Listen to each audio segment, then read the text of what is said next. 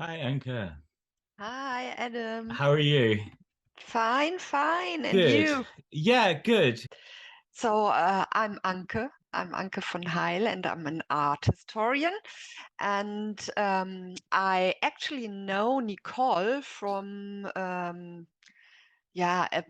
very, very long away beginning project. We started on Xing, actually, because we both were interested in art education, and we started a little group where we wanted to meet all the art educators, and this was our first, I think it's about 15 years ago, so our first contact. And then we got in a loose contact all the time about the question, how can we engage people? And probably Nicole knew about my passion for participatory methods. So she asked me if I had time and wanted to be engaged in this project she planned with the VHS Aalen. And yeah, I was very excited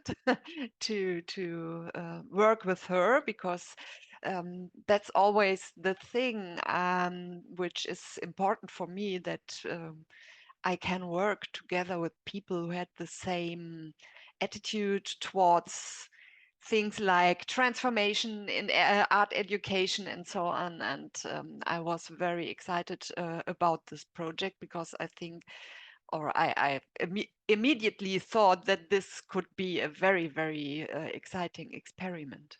One of the things that I was really excited with when I got involved was how it felt very open-minded and very free, and we had a lot of um, opportunities to just experiment with ideas, didn't we? Is that the way you would normally work? Um, Not really normally that I have all this freedom for Yeah. just starting an experiment, because sometimes if you get involved in projects, I think you know it Mm, also, there is a sort of frame in which you have to put only a few things, and the frame is determined, for example, by funding yeah. rules and things like this. And it's only yeah, in the last 1 or 2 years, maybe due to the pandemic Mm, situation also, that this changed a little bit, that also the fundings, they are in this construction, that they think it's a good idea to just give the freedom to go towards very new solutions. And for this, you need the experiment, because we need to develop things which hadn't been proved before. mhm. So this is something which is in a sort of transformation now, because in former projects, I always had the problem, let's say problem, that there has to be a certain outcome at Yeah. the end. Yeah. And yeah, and for example, also the possibility to make faults was not given. Yeah. And Yeah. this is something which I had the impression which is for our project even a possibility. That's the way I felt. It felt really refreshing to have something that was just so open. Just to explain a little bit about the background, you did a really great job in your recent blog post, so we must Ah, tag that onto this conversation as well. Yeah, we came together in, I think it was April initially in Ireland, yeah. and we met for a few days. How did you find that? Um, Really exciting, because I know that if you meet in personal, even if we had contact in the digital space before, it's something different. Mm-hmm. And it's also important to just get the feeling for the space, for the city, for Aalen, and for all the people involved. We had a very various team, and this is something which is the proof also for the concept of the third space, I think, to bring together very, very diverse persons with their background of working and thinking, and yeah, it was really good to have this meeting and to just dive into a brainstorming session, and there was no thing pre concepted or organized. We got really a very, very free space, and this was really nice to start this beginning. But I had immediately the impression that we need to meet constantly, and for this I was very happy to have the possibility to meet you in various Zoom meetings, because for me it always takes time to get involved. It's like an immersion into a project, and this is very it takes time. From my perspective, because obviously this is at the starting point, it's a project in a German town, and based on the local Roman heritage of that city. And here am I coming along with my background from England, and my spoken German isn't the best, and everyone was so good at helping me, and we it was really good. But what was interesting was I still felt, from being in those places, at the Limes museum, looking at the Roman remains that are there, I got this sense still of the idea of internationality, and how the walls that are there, if we rise above and look down, it becomes a lane, a route between people, rather than what it was originally intended to be, which was a wall. And it was interesting because you said something very similar in the meeting as well. I think it was one of those things that the feelings that were able to come from being given such freedom, where it didn't need language really. Yeah, I think the important thing is to have trust in each other. From the beginning, the idea of trusting each other has been very important for me. It was because I knew Nicole, and I trusted in her view of just working in the cultural sector. Then she knows you for a very long period, and she trusted in you. So this is something which is very important. And then it's quite interesting how the personal meeting has caused a connection between each other.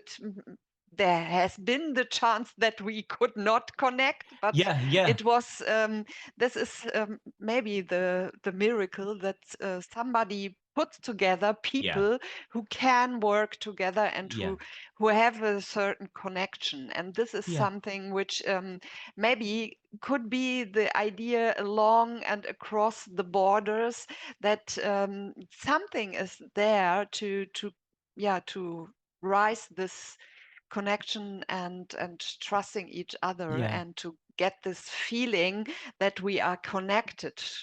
It's really exciting when we connected on our Instagram live, our stream, because I was just blown away. I mean, it's not new technology now, but it's very exciting when you connect it to something so ancient as these Roman sites.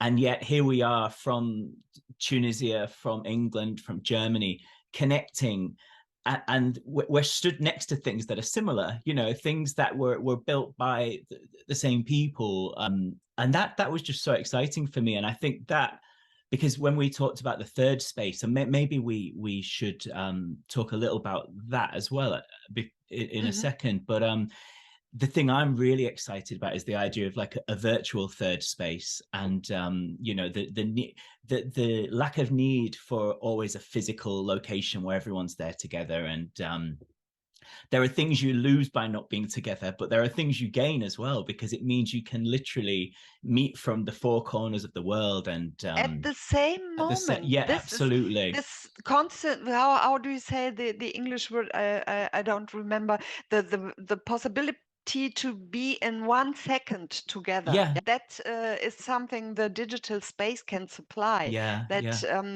yeah, you have the possibility to stay together at one moment with also one thought and one connection through history. There are so many layers yeah, through this moment. You can be live together on Instagram. I really loved this experiment we did, even if the technical yeah. sound problems were Yeah, the wind is not always a problem when you're yeah outside, isn't it? yeah, or just to switch off the sound or Yeah, something like this.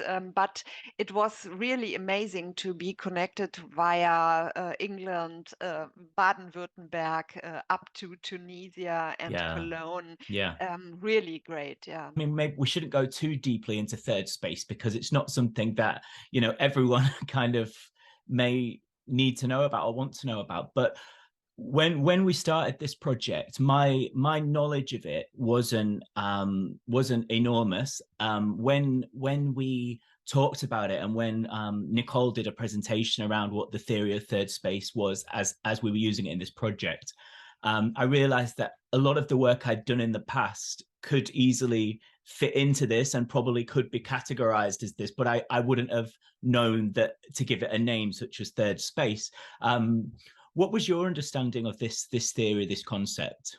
Yeah, it was the same. I've never heard before of the third space. Mm, I knew about the third place. yeah, This is very at the moment very popular yeah, concept, which the cultural sector is using for ideas of participatory methods. And I also had this impression that things I thought before, or um, certain aspects of my work, which I always lie into the engagement of people and to see different perspectives on, for example, art history, which is my special working area.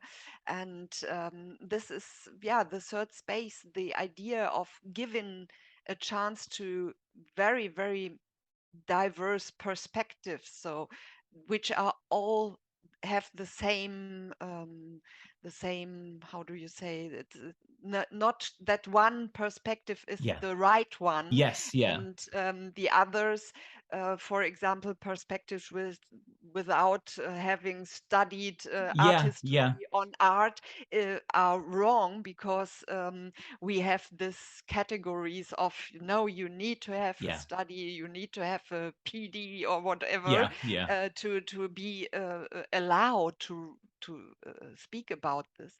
And what I also really loved in this concept was the idea of not bringing everything to a conclusion and to a new thing, where everything has to fit in, yeah, yeah, in yeah, a new concept, but that the allowance of being there together with your different perspective and your different yeah, mind and your different approach in doing things, yeah, that this is the main aspect of this third space, yeah. not in bringing up everything to another new society or Mm. whatever. No, the possibility that every single person and single mind counts. And without the hierarchy, there's an equivalence, isn't there? Yeah, That people are there, everyone's standing on the same level, and it's and interesting. even Yeah, yeah, conflicts, yeah. yeah, This is that we have, probably we mostly have the will to, yeah, to convince everybody and at the end that there is common sense, but that we can also have conflicts and Hmm. discuss things differently. Yeah. And I remember some conflicts we had also with our um, colleagues in the workshop we had, Yeah.